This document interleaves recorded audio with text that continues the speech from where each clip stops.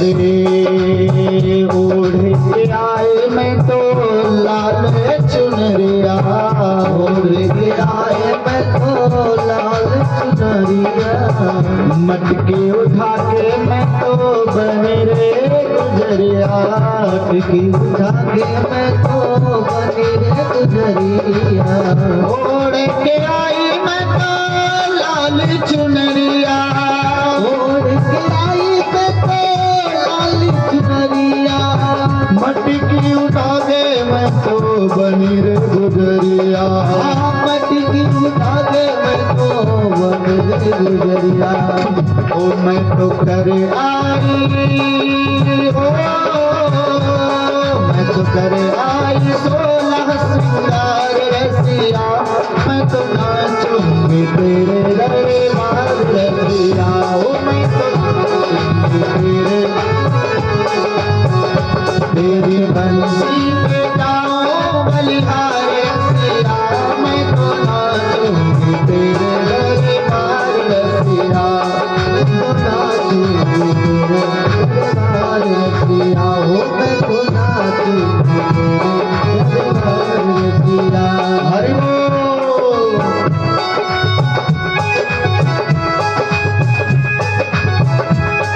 जय हो।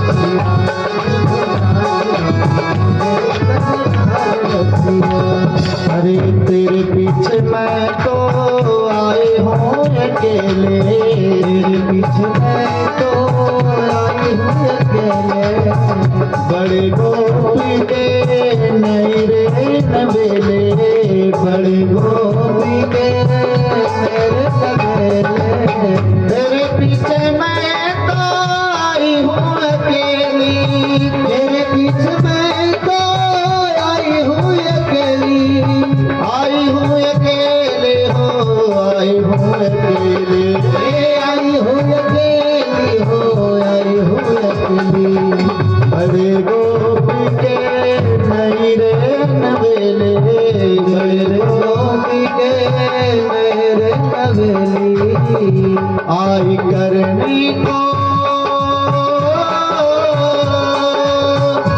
आई करनी को मैं मनोहार रसिया, मैं तो नाचूंगी तेरे दरबार रसिया, मैं तो नाचूंगी तेरे दरबार रसिया, आई करने को मैं तो मनोहार रसिया, आई करने को मैं तो मनोहार रसिया, मैं तो नाचूंगी तेरे दरबार रसिया, मैं तो नाचूंगी तेरे दरबार रसिया।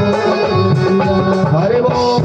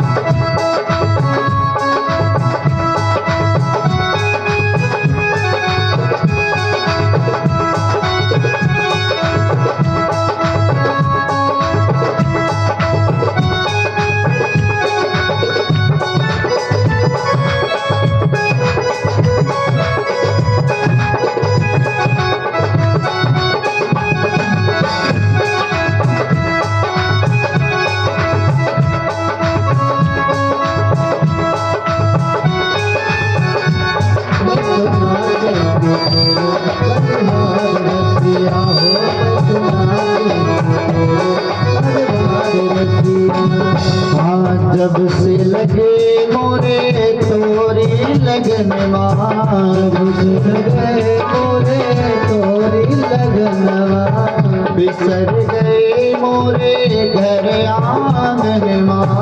बिसर गए मोरे घर आंगनवा, जब से लगी मोहे तोरी लगनवा, जब से लगी मोहे तोरी लगनवा, अरे तोरी लगनवा हो मोरे सजनवा, तोरी लगनवा हो मोरे सजनवा, हो जब से लगे मोहे तोरे लगनवा, जब से लगे मोहे तोरी लगनवा, बिसर गए मोरे घर आंगनवा, बिसर गए मोरे घर आंगनवा, मैं तो छोड़ आए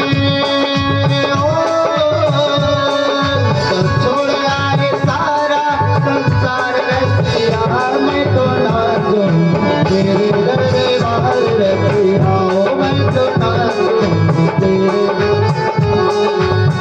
ओ बंसी पे जाऊं बलिहार रसिया, तेरी बंसी पे जाऊं बलिहार रसिया, मैं तो नाचूंगी तेरे दरबार रसिया, मैं तो नाचूंगी तेरे, ओ मैं तो नाचूंगी तेरे दरबार रसिया, मैं तो नाचूंगी तेरे दरबार रसिया, रंध्राण वीणो रधर सुधया पुरन गोप वृंद। नारायण ठाकुर जी जब बंसी नाद करते हैं तो सभी गोपियां मन से अत्यंत प्रसन्न हो जाती हैं। और हेमंत ऋतु का समय आया। अभी कौन ऋतु चल रहा है? हेमंत। ऋतुआं 6 होती है। नारायण बसंत से ऋतुओं का प्रारंभीकरण होता है। बसंत है, ग्रीष्म है, वर्षा है, शरद है, हेमंत है, शिशिर है, ये सब ऋतुओं का नाम है। प्रत्येक 2 मास का एक ऋतु होता है। तो अभी जो मार्गशीर्ष है और पोष, ये हेमंत ऋतु का समय माना गया। हिम का अर्थ होता है बर्फ, है ना। जब ज्यादा ठंड बढ़ जाए तो उसको हेमंत ऋतु कहा गया। तो हेमंते प्रथमे मासे नंद ब्रज कुमार का चेर रे हवस्य में भुंजाना कात्यायन व्रतम। भगवान सुखदेव कहते हैं कि राजर्षि परीक्षित जब हेमंत ऋतु आई तो उसके पहले महीने मतलब मार्गशीर्ष, इसको अगहन कहते हैं, इसको मार्गशीर्ष भी बोला जाता है। ऐसे मार्गशीर्ष के महीने में नंद बाबा की जितनी ब्रज की कुमारियां हैं वो माँ कात्यायनी का पूजन करती है। देखिए, भगवान राम हो, कृष्ण हो, नरसिंह हो, कोई भी हो, सभी युगों में माता रानी का पूजन का विशेषता रहा। और कलयुग में तो माता रानी से बड़ा कोई दूसरा नहीं है। तो सभी देवियां जितनी भी ब्रज की कुमारियां हैं माँ कात्यायनी का पूजन करती हैं। तो क्या बहुत खाती पीती है? नहीं। हविष्यान, जो हविष्य बच जाता है यज्ञ हवन आदि करने से, उतना ही भोजन करके और माँ कात्यायनी का पूजन करती है। कात्यायनी का पूजन करके क्या मांगते माँ कात्यायनी से? कि हमारा बहुत बड़ा घर बना दीजिए, बहुत सुंदर पति मिल जाए, बहुत सुंदर बेटा मिले, खूब नाती पोता हो जाए। ये नहीं मांगती। क्या मांगती हैं? कि कात्यायनी महामाये महायोगिन्यदेश्वरे और नंद गोप सुतम देवे पतिम में कुरुते नमः। हे माँ कात्यायनी, आपको नमस्कार है। हे महामाये, आपको नमस्कार है। ये हे योगियों की अधिष्ठात्री देवी, आपको नमस्कार है। माता रानी ने कहा इतना लंबा चौड़ा तुम लोग नमस्कार करे, तुम्हें चाहिए क्या? कि हमें तो केवल एक चीज चाहिए। क्या? कि नंद गोप सुतम देवी, आप तो नंद नंदन को, जो भगवान श्री कृष्ण हैं, उन्हें आप हमारा पति बना दीजिए। इतनी गोपियां सबके पति कैसे बन पाएंगे भगवान? क्योंकि आपका तो पहले से विवाह हुआ है। तो देखिए बहुत समझने योग्य बात है। पति का अर्थ क्या होता है? केवल जो सिंदूर दे वही पति, पति तो वही है, उसमें कोई संदेह नहीं। लेकिन प्राणी मात्र के पति भगवान कृष्ण है। हम सबों के पति भगवान है। वहां पे कोई लिंग भेद नहीं है कि केवल भगवान स्त्रियां ही भगवान को पति माने, पुरुष लोग भी मानते। इसलिए विठल नाथ का जब दर्शन करने भक्तिमती मीराबाई आई तो मीराबाई ने कहा कि मैं स्वामी जी का दर्शन करना चाहती हूँ। तो स्वामी जी के सेवकों ने कहा कि भक्तिमती मीराबाई आपका दर्शन करना चाहती है। स्वामी जी कहे कि मेरा तो नियम है कि मैं कभी स्त्रियों का मुख देखता नहीं। तो मीराबाई को आके सेवकों ने कहा ऐसा ऐसा बात। स्वामी जी ने कहा कि अरे महाराज, हम तो सोचते थे कि यहाँ एक ही पुरुष है, उनका नाम यशोदा नंदन कृष्ण है, ये दूसरा पुरुष कहाँ से आ गया वृंदावन में? यह बात जब सेवकों ने जाकर के विठल स्वामी को कहा तो विठल स्वामी अपने आसन से उठ करके और मीराबाई का दर्शन कर लिया। तो कहने का भाव क्या है? प्राणी मात्र के पति कौन है? भगवान। हम सबों के पति भगवान है। इसलिए मीराबाई कहती है कि ऐसे वर को क्या वरूं, अरे जो जने में मर जाए, और गिरधरे वर क्यों ना वरूं, मारो जुड़ लो अमरे हो जाए। मीराबाई कहती है अरे ऐसे वर के साथ में विवाह क्या करना कि बाद में विधवा बनना पड़े। हम तो श्याम सुंदर को अपना पति बना लेती हूँ कि मेरा सौभाग्य हमेशा के लिए अखंड हो जाएगा। तो यहाँ पे ब्रज की कुमारियां क्या कहती है कि नंद गोप सुतम देवी, हे देवी हमें नंद के जो लाला हैं वो पति में कुरुते नमः, वो पति के रूप में आप प्रदान करो, इस कामना को लेकर के आपको प्रणाम करते हैं। देखिए किसी कन्या का विवाह नहीं हो रहा हो और इस मंत्र का यदि वो जप करे या करवावे, ब्राह्मण लोग कराते, हम लोग खुद करवाते हैं, ये भागवत जी का सिद्ध मंत्र है, तो उस कन्या का विवाह सद्या तुरंत हो जाती है। ये सिद्ध मंत्र है भागवत जी का। सभी गोपियां मां कात्यायनी का पूजन बहुत श्रद्धा से करते थे, लेकिन इनका एक नियम थोड़ा अच्छा नहीं था। ये 3 बजे सुबह उठती थी, है ना, और जा करके जब यमुना जी में स्नान करती थी तो अपने वस्त्रों को त्याग करके ऊपर रख देती थी, और कभी भी निर्वस्त्र हो करके कभी भी पवित्र, अरे साधारण नदी में भी स्नान नहीं करना चाहिए। ये बात भगवान को अच्छा नहीं लगा।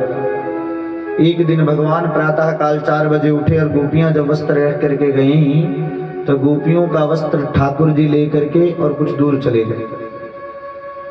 गोपियां जब स्नान से निवृत्त हुई तो अपने वस्त्र को ढूंढने लगी, वस्त्र मिला नहीं। कुछ दूरी पर ठाकुर जी दर्शन दिए, करे नंद का छोरा वस्त्र ले लिया। लाला लाला हमारे वस्त्रन को दे दो।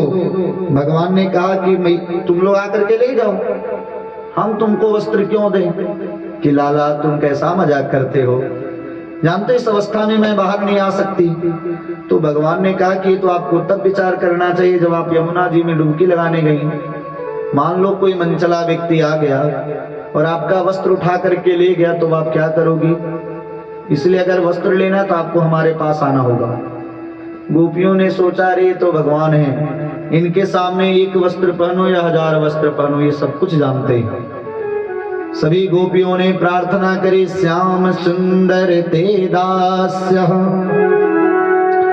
करवामा तबोदितम, और देहवासां से धर्मज्ञा नोचे द्राज्ञा ब्रुवामयि।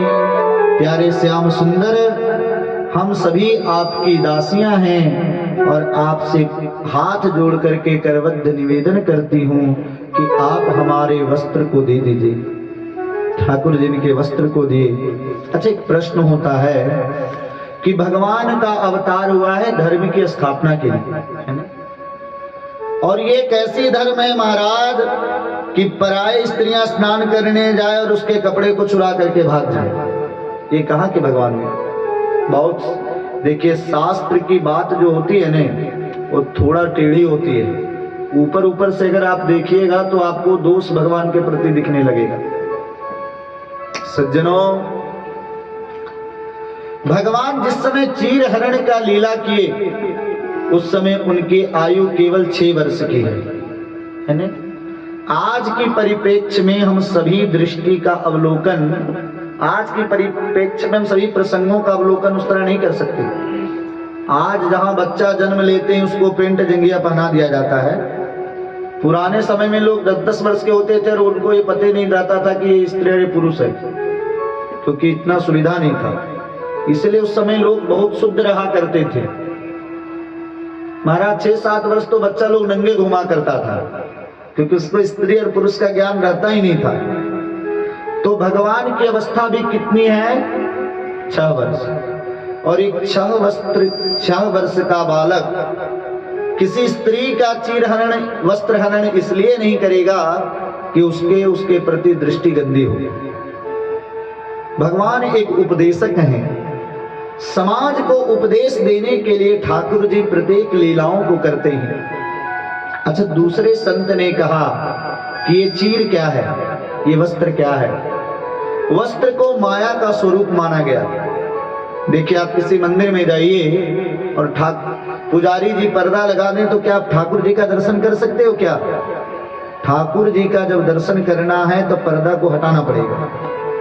उसी तरह से भगवान और भक्त के बीच में ये माया रूपी जब तक आवरण रहता है तब तक भक्त भगवान से मिल नहीं पाता। तो भगवान ही पुजारी बन करके और उस माया रूपी वस्त्र को दूर करते। यहाँ ये साड़ी लहंगा चुनरी से अर्थ नहीं है। तो ठाकुर जी ने माया रूपी वस्त्र को दूर किया। क्यों? क्योंकि इन गोपियों को महाराष्ट्र में अधिकार देना है।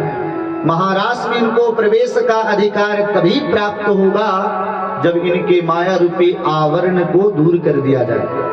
क्योंकि कबीरदास जी कहते कि माया के पट खोल रे तुझे प्रिय मिलेंगे। माया का वस्त्र जब तक रहेगा तब तक भगवान हमें मिलने वाले नहीं। इसलिए भगवान ने चीर हरण करके गोपियों को बिल्कुल विशुद्ध बना दिया और भगवान के बीच में और गोपियों के बीच में जो माया रूपी आवरण थी नारायण, उस माया रूपी वस्त्र का हरण किया। एक बार कार्तिक का समय आया तो सभी लोग बड़े सुंदर सुंदर पकवान बना रहे हैं। भगवान सोचे कि मैं जा करके रसोई घर में 1-2 पकवान खा लूं, लेकिन मैया कहती है दूर दूर दूर दूर बाहर रहो। भगवान कह रहे इतना बढ़िया बढ़िया पकवान बन रहा है लेकिन खाने को कुछ नहीं मिल रहा है। भगवान आए अपने नंद बाबा के पास, बाबा बाबा अरे इतनी सुंदर पकवान मैया बना रही लेकिन चाखवे को ना दे।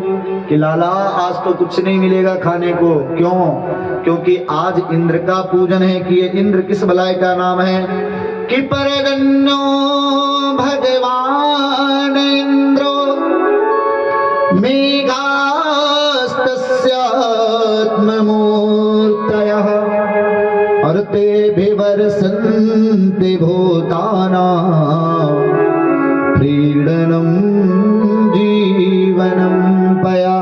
लाला, हम सबन के देवता हैं इंद्र, और अगर इंद्र प्रसन्न हो जाते हैं तब मेघों के द्वारा जल की वृष्टि करते हैं। उस जल के द्वारा सुंदर सुंदर भोजन होता है और उसी भोजन को ग्रहण करके प्राणी मात्र जीवित रहता है। अच्छा बाबा, अगर हम इंद्र का पूजन करना बंद कर दें तो इंद्र पानी बरसावे बंद कर देगो। कि लाला तुम कहना क्या चाहते हो?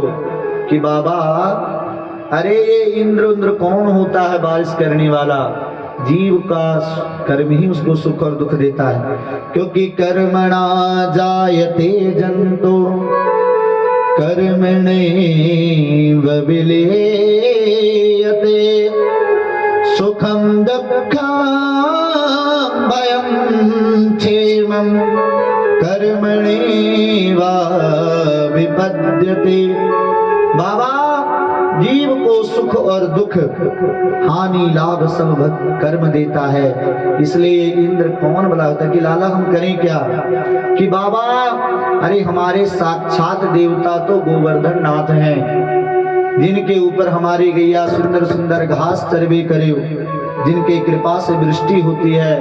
इसलिए बाबा आपने इतना दिन से इंद्र का पूजन किया, लेकिन क्या इंद्र का दर्शन हुआ आपको? कि लाला दर्शन तो ना हुए हो। कि चलो बाबा हम लोग गोवर्धन नाथ का पूजन करते हैं, उनका दर्शन भी होगा और उनकी कृपा भी हमें मिलेगी। तब महाराज कि अच्छा लाला ये गोवर्धन नाथ का पूजन का नियम क्या? कि बाबा और तो कोई बात नहीं, लेकिन खावे पीवे में हमारे देवता बड़े चोखो है, इसलिए खूब भोजन बनाओ। कि लाला खावे को कोई कमी ना। सर्वसम्मति से बात पास हो गया कि बहुत दिन से इंद्र का पूजन कर रहे हैं, इस बार गोवर्धन नाथ का पूजन हुआ। 56 भोग बनाए लोगों ने। 56 भोग लगा करके सभी ग्वाला लोग अपने अपने बैलगाड़ी में उस प्रसादी को सजाया और सजा करके गोवर्धन नाथ के पास गए कि लाला बताओ पूजा का विधि क्या है? कि बाबा पहले तो हमारे गोवर्धन नाथ को स्नान कराओ। अब ग्वाला लोग घड़ा में लाने लगे जल और स्नान कराने लगे।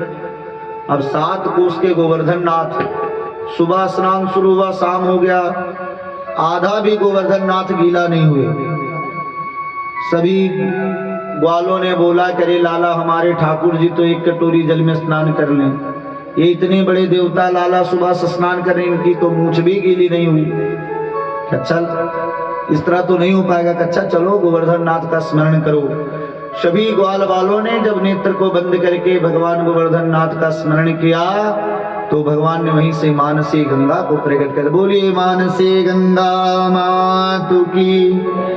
और जब मानसी गंगा प्रकट हुई तो मानसी गंगा के प्रकट होने के बाद नारायण फिर गोवर्धन नाथ स्नान के 56 भोग लगाया गया। और कि लाला पर्दा इतना बड़ा कहां से कि मेरे ठाकुर तो बिना पर्दा के ही भोग लगा लेते कि थोड़ा सा आंख बंद करिए गोवर्धन नाथ आएंगे। सभी लोगों ने आंख बंद किया तो ठाकुर जी एक रूप से तो वहां खड़ा रहे, दूसरे रूप से गोवर्धन के शिखर पर जाकर के बैठ गए। सभी लोगों ने नेत्र खोला तो गोवर्धन नाथ का दर्शन किया। बोलिए गोवर्धन नाथ भगवान की। गोवर्धन नाथ ने कहा कि लाओ ब्रजवासियों भोग। अब सब भोग खाने लगे। सभी ग्वाल बाल बड़े खुश कि लाला अरे इंद्र का पूजा करता है, इतने दिन हो गया लेकिन आज तक दाढ़ी के कबो दर्शन ना दे। लेकिन ये कितने अच्छे देवता हैं कि पहली बार के ही पूजा में दर्शन दे दिए। अब नॉन स्टॉप खाते जा रहे, तब तक मधुमंगल बगल में खड़े थे, ब्राह्मण थे। बोले लाला तुम्हारा देवता बड़ा दिन का भूखा लगता है, ये जब से देखो तब से खाते जा रहा है। अरे धीरे धीरे खाएं, कोई मना थोड़े किया है।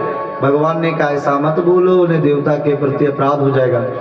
कि अच्छा अब खाते जा रहे तो मधुमंगल जी बोले लाला ये देवता कुछ हम लोग के लिए प्रसादी छोड़ोगे कि सब घटक नारायण कर जाओगे। तब महाराज इस तरह से ठाकुर जी की लीला चल रही थी। तब तक इंद्र पहुंचे। इंद्र के दरबार में नारद जी पहुंचे। नारद जी ने कहा कि सुनो इंद्र ने कहा करे सब ग्वाले लोग हमारे पूजा करते थे लेकिन इस वर्ष नहीं के बात क्या है? तो नारद जी ने कहा कि इस वर्ष आपका पूजा होने वाला नहीं है। क्यों? क्योंकि वो नंद का छोरा एक रूप में नीचे खड़ा, दूसरे रूप में अपने पूजवा रहा है। अब इंद्र को तो बड़ा क्रोध आया, उसने सांवर्तक नाम गण को भेजा। गणम सांवर्तकम नाम मेघानाम चांदकारिणाम इंद्रा प्रचोदयत क्रोधो वाक्यम चाहे समान्युता। महाराज सांवर्तक नाम में गाया और पूरे ब्रज के ऊपर मूसलाधार बारिश प्रारंभ हो गई। यहाँ भी देखिए 3 दिन से इंद्र परेशान किया है ना। भगवान के जन्म में आया सो अभी तक जाने का नाम ही नहीं ले रहा। लेकिन फिर भी श्रोता लोगों की श्रद्धा देखिए। हम तो सोचे कि आज कोई नहीं आएंगे, चलें ठाकुर जी को कथा सुना के चला रहे नीचे, लेकिन फिर भी आप लोग आ गए। तो नारायण, ये होता है इंद्र की कृपा का प्रभाव। इंद्र ने जब कृपा करी वर्षा रानी के द्वारा, अब बारिश उरिश नहीं कराना है, 50 रुपए का दाना है, ठाकुर जी उनका कल्याण करें और सदैव उन्हें आनंदित रखे। बोलिए भक्त वत्सल भगवान की। आइए हम लोग एक भजन का आनंद लें। हर दिल दीवाना हो गया मेरा, दिल दीवाना हो गया, दिल दीवाना हो गया मेरा, दिल दीवाना हो गया। सावली सूरत